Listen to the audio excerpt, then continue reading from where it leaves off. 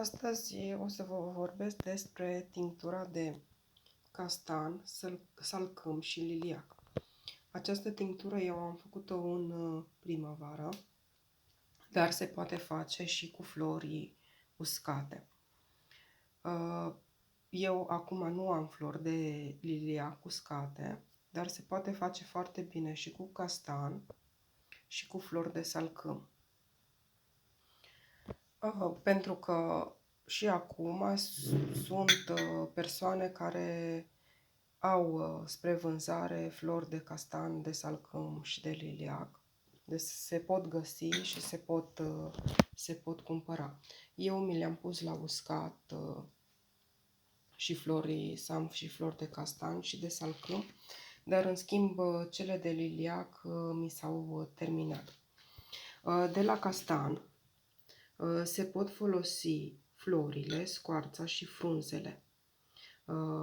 Castanul sălbatic este foarte eficient în afecțiuni precum varicele, hemoroizii, ulcerele varicoase, luxațiile, vânătăile și este un foarte bun anti-inflamator care acționează asupra articulațiilor. Salcâmul, să vă spun despre fiecare câte ceva ca să înțelegeți cam la ce se poate folosi. Salcâmul, de la salcâm se pot folosi florile și scoarța. Florile sunt foarte bune în durerile reumatice pentru că are proprietăți analgezice. De la salcâm se pot folosi foarte bine florile și în tuse. Se poate face ceai din aceste flori pentru că ameliorează crizele de tuse. Florile de liliac, pe care eu acum nu le mai am,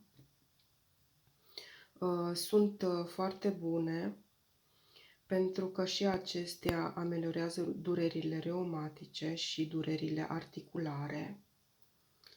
Iar pe timpuri, florile de liliac erau consumate pentru eliminarea paraziților intestinali. Eu am ales să fac o tinctură din aceste flori pentru a ne folosi în durerea articulațiilor sau în durerile reumatice. Într-o sticlă trebuie să fie închisă la culoare. Am adăugat flori de castan, salcâm și liliac. Le puteți adăuga ori atunci când sunt înflorite, proaspete, sau se pot folosi și uscate. După ce am umplut sticla cam până aici, după aceea am umplut-o cu pălincă. Am folosit pălincă pentru că noi avem pălincă făcută, este pălinca noastră, este destul de tare, are 60 de grade. Și din această pălincă întotdeauna o folosesc pentru tincturi. După ce se pun florile în sticla la macerat, eu de obicei le las 3 luni la macerat. Niciodată nu scot tinctura de pe flori. Le las tinctura acolo până se termină și ultima picătură pe care o extrag de pe acele flori.